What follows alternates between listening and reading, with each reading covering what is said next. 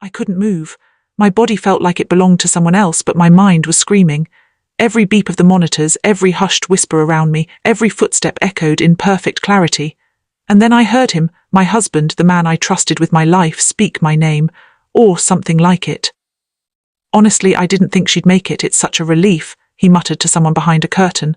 Relief, my blood ran cold. Relief, I blinked. Literally no, my eyes wouldn't obey, but inside I seethed. This man, he wasn't mourning, he was celebrating. The accident had come out of nowhere. One wrong turn on a rainy night, a truck, the screech of tires, and then darkness. But this was worse. Waking up to realize that the man who vowed forever was secretly wishing I wouldn't. I tried to scream, tried to move my hand, nothing, and yet I could hear everything, every word, every secret, every lie. If she wakes, we'll have to play it right, make her think it's all fine, he whispered, voice low, smooth, practiced. My heart thumped violently like a drum in a storm. She wakes. Yes, I woke, I heard, I remembered everything. And I swore no one, not even him, would ever underestimate me again. The nurses moved quietly, murmuring medical terms I didn't fully understand, but the gist was clear. He was the hero in the room, but in reality he was the villain scripting my downfall. Every touch he placed on my hand, every soft word spoken for the world's benefit, it was a lie, and I had heard it all. Hours, maybe days, I couldn't tell, passed like slow-moving shadows. He talked, I listened, and each revelation tore through me like shattered glass.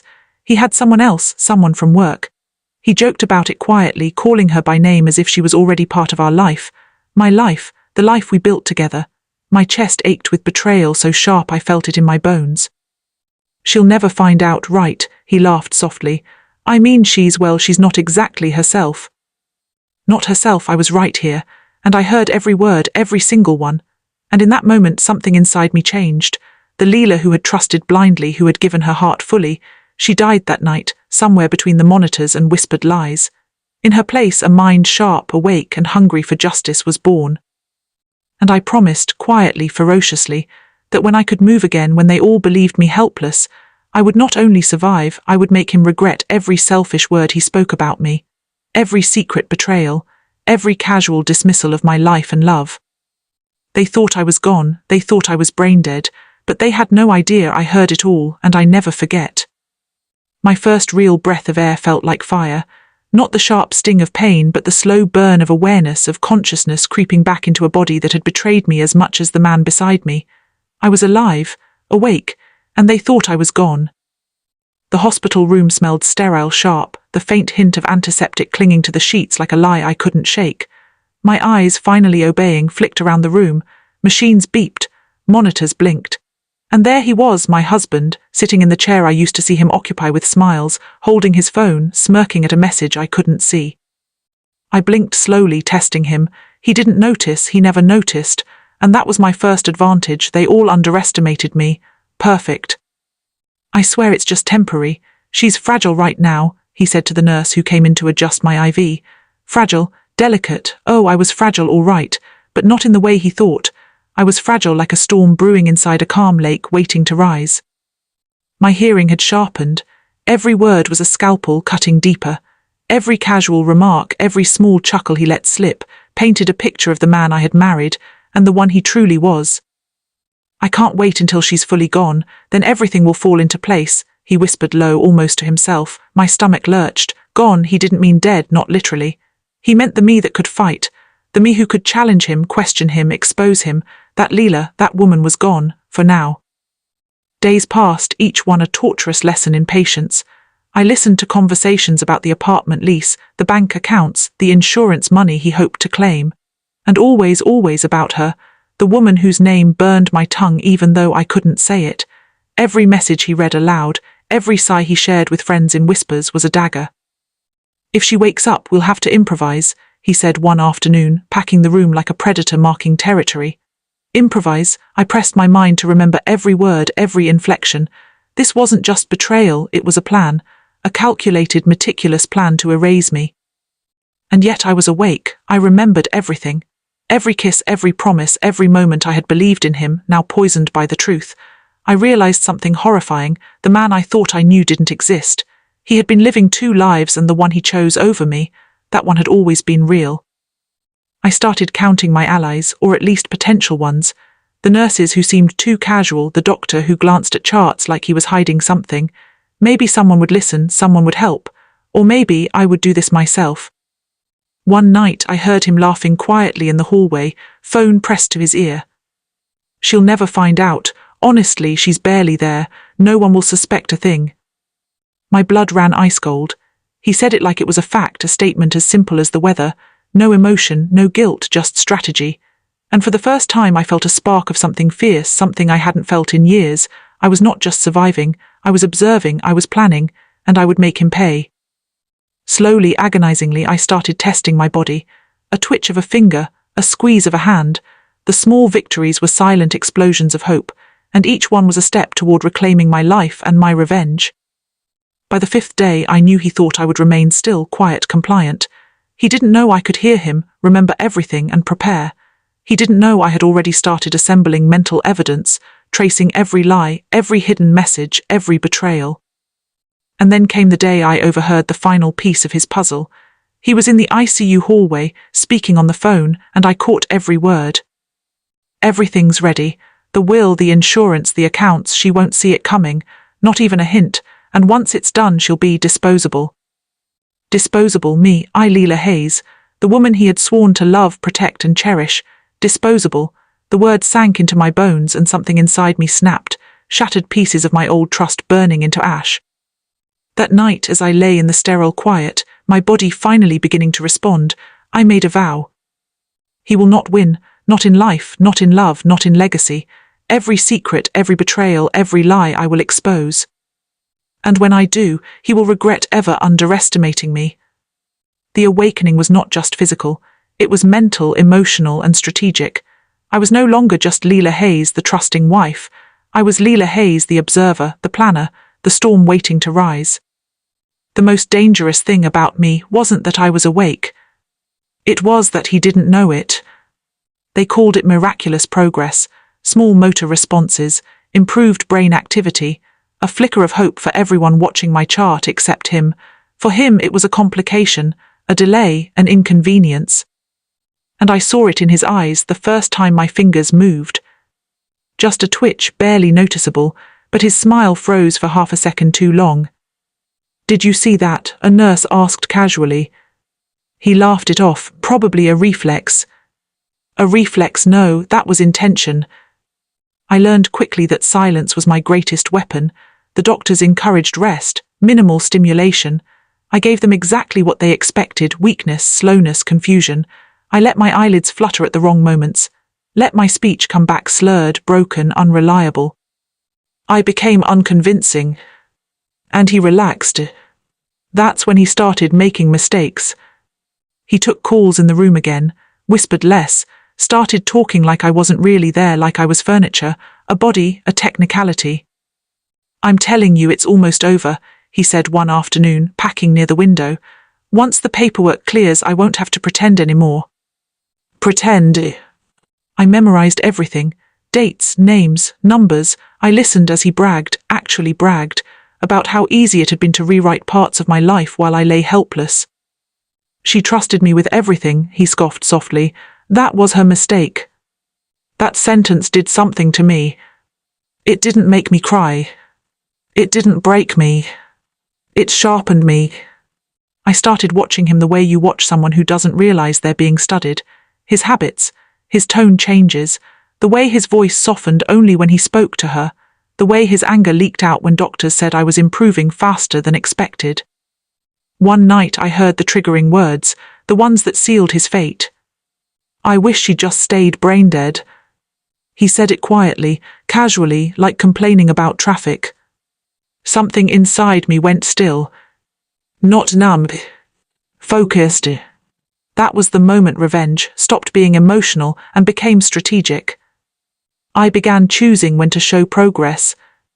A word here, a blink there, enough to keep him cautious, but not enough to make him panic. Because panic makes people erase evidence.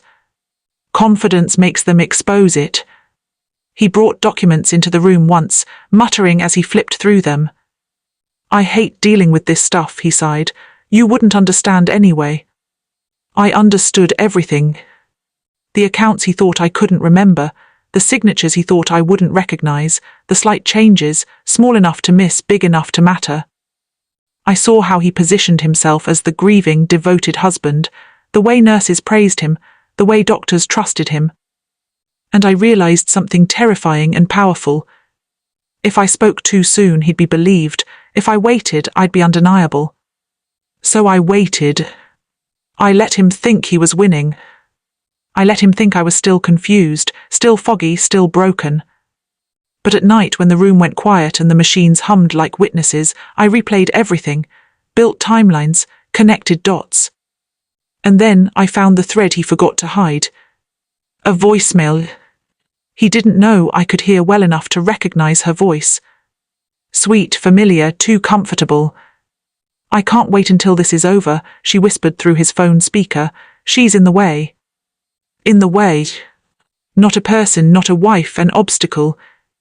I didn't confront him, I didn't cry, I didn't react. I smiled. Because now I knew this wasn't just betrayal. It was conspiracy.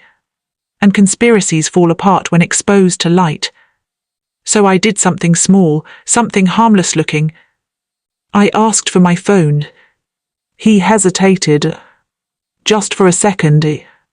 Then he handed it to me, relief flickering across his face when I fumbled with the screen like I didn't know how to unlock it. "See," he said later to a nurse, "she's still not all there." Perfect. What he didn't know was that muscle memory doesn't fade the way people do.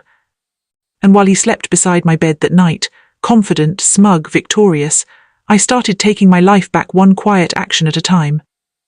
Not loudly, not dramatically, carefully, because the most satisfying revenge isn't instant. It's inevitable.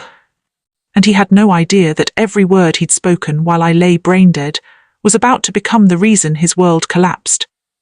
First-person emotional climax, ~4,000 word style. I woke that morning with the kind of clarity that makes every nerve in your body buzz with purpose. I had everything I needed, every conversation, every whispered plan, every word of betrayal recorded in my mind, every document, every secret maneuver, mentally mapped and ready to expose. The twist, he thought he had time, days, weeks, maybe months, but he didn't know one simple truth: I had never stopped listening, I had never stopped observing, I had never stopped planning. My body had recovered enough for small movements, a finger twitch here, a slight nod there, enough to convince the doctors that I was finally gaining strength but still weak, perfect camouflage. That afternoon he came in smirking. "Feeling better?" he asked. That smug, practiced tone that had once made my stomach flutter, now it made my blood boil. I blinked slowly, yes, perfectly slowly. "I think I'm improving," I croaked just enough to sound believable. He smiled like a man who had already won. "Good, just remember everything's in place," he whispered. "Soon no one will remember she was ever here." I felt the familiar ice-cold anger, the kind that sharpens every thought and every nerve. "Soon," I whispered back, my voice trembling just enough to seem fragile. "Soon for what?" He froze, for a microsecond, the first crack in his armor. He stumbled, fumbling for the lie that had been so effortless before. I watched, I remembered, I smiled inside. That night, while he slept in the chair beside my bed, I executed the first stage of my plan. Every file I had memorized, every voicemail, every whispered conversation, I accessed it. My mental map was perfect. I sent emails from his own account to multiple recipients, the investors he had lied to, the relatives he had deceived, the mistress he had promised a future to. Carefully worded, damning, undeniable. By morning, chaos had begun. He walked into the hospital that morning expecting silence, expecting his empire of lies to remain intact. Instead, he was greeted with the cold, accusatory stares of every person he thought he could manipulate. "Explain these messages," a nurse demanded, holding out a phone. What is this?" he stammered. Investors called, family members confronted him. His mistress, his supposed co-conspirator, was suddenly the one looking guilty. Every secret he had carefully buried, every lie he had whispered while I lay brain-dead, exploded in his face. And in the center of it all, sitting up in my bed, I smiled. "You should have never underestimated me," I said, my voice strong, calm, unstoppable. The shock on his face was absolute. Every smug calculation, every casual betrayal, it had failed. I wasn't just alive, I wasn't just awake. I was the one who controlled the narrative now. The hospital room, once a stage for my silence, had become the arena of his downfall. I looked at him, the man I had once loved, the one who had sworn forever while plotting my erasure. I didn't feel hatred anymore, not exactly. I felt power. I felt vindication. And I felt freedom. He had tried to rewrite my life while I was helpless, but he had forgotten one thing: nothing escapes me, nothing. As he was escorted out, defeated, humiliated, I realized something else. This wasn't just revenge, this was a declaration. I had survived betrayal, I had survived near death, I had survived a man who thought love could be faked and lies could succeed. And now I was truly, entirely unstoppable. I leaned back in the hospital bed, watching the chaos unfold. And I whispered to no one but to myself, let this be a warning. Never underestimate what I can see, what I can hear, what I can become.